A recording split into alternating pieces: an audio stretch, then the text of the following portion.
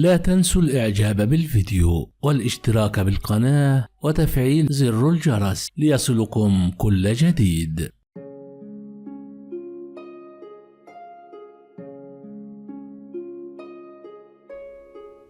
السلام عليكم ورحمة الله وبركاته. هنتكلم في فيديو النهاردة عن شخصية مهمة جدا في التلفزيون العمومي فترة التسعينيات وصنع المجد. الإعلامي مراد شبين يعتبر شخصية إعلامية ترمز للجيل الذهبي للتلفزيون الجزائري. هنعرف من خلال الفيديو ده كيف أصبح شكل الإعلامي مراد شبين، وأين اختفى، وما هو سبب اختفائه. كل هذا وأكثر ستشاهدونه في هذا الفيديو، ولكن من فضلك اضغط لايك علشان نعرف كم عدد محبينه، وصل على سيدنا محمد في خانة التعليقات أسفل الفيديو علشان انت تكسب حسنات واحنا كمان نكسب حسنات.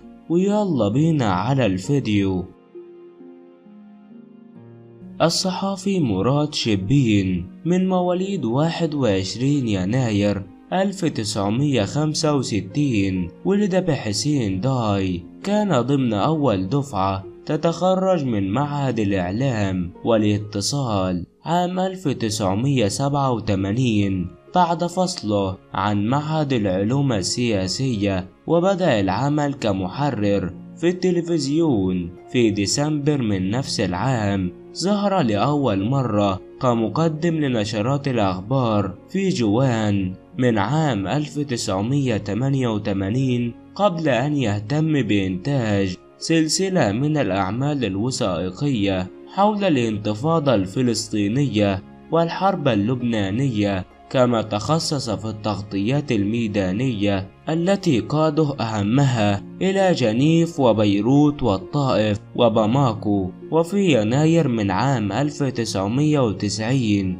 كلفته إدارة التلفزيون بإعداد وتقديم برنامج في لقاء الصحافة، الذي كان أول برنامج يستضيف الشخصيات السياسية مباشرة على الهواء. تداول على بلاطو هذه الحصة التي كانت تجربة فريدة وغير مسبوقة في قناة عربية كلا من الرؤساء الشاذلي بن جديد ومحمد بوضياف وأحمد بن بلة، وشخصيات حزبية وسياسية من أمثال سعيد سعد حسين، آية أحمد عباسي مدني محفوظ نحناح وأحمد محساس وعبد الحميد مهري بن يوسف بن خدة مولود حمروش وسيد أحمد غزالي.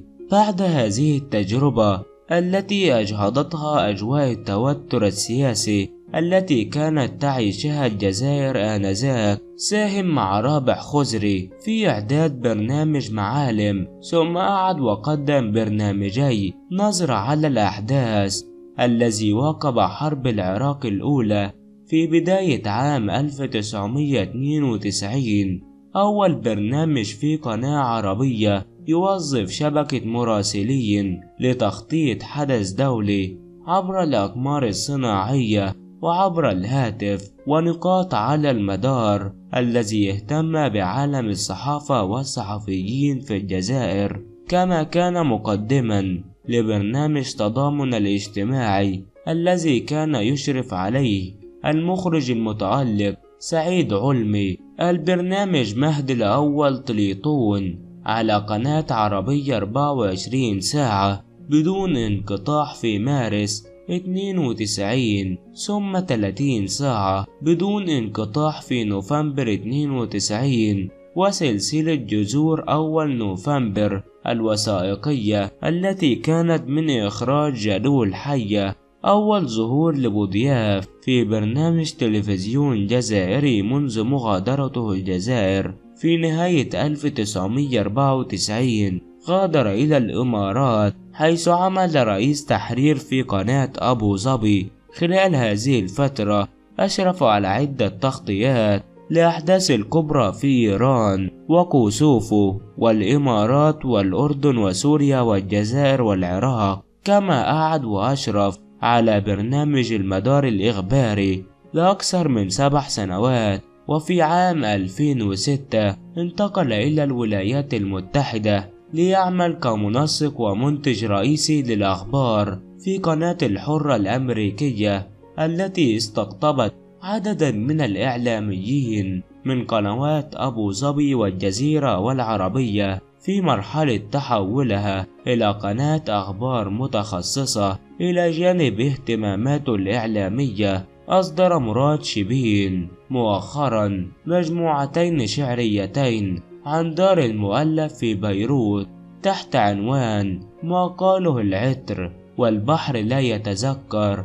ونجدد التذكير أن فضاء الموجهات الإعلامية سوف يركز فقط على الجوانب المهنية، ولن يدخل فيه المهاترات الشخصية، كما سبق وأن ذكرنا ذلك في التقديم لهذا الركن. كما أن هذا الحوار مفتوح لجميع الصحفيين. اكتبوا انتوا يا جماعة الفيديو الجاي انتوا عايزينه عن أي صحفي، واحنا طبعا هنعمله لكم، مش هنتأخر عليكم في حاجة.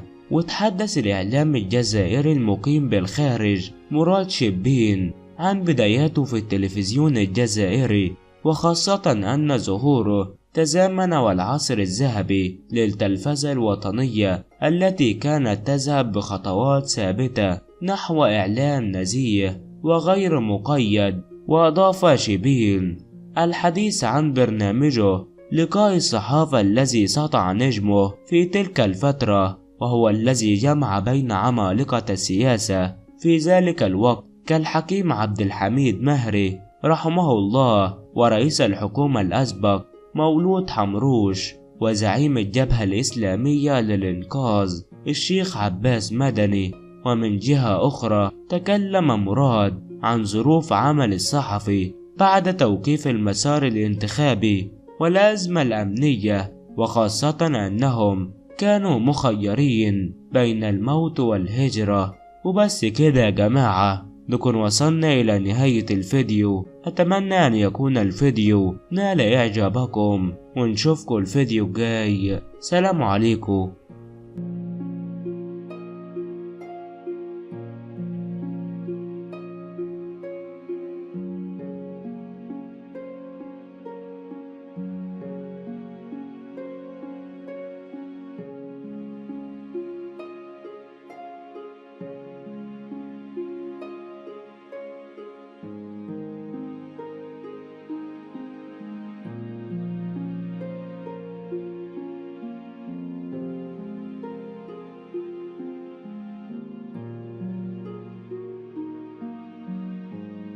لا تنسوا الإعجاب بالفيديو والاشتراك بالقناة وتفعيل زر الجرس ليصلكم كل جديد.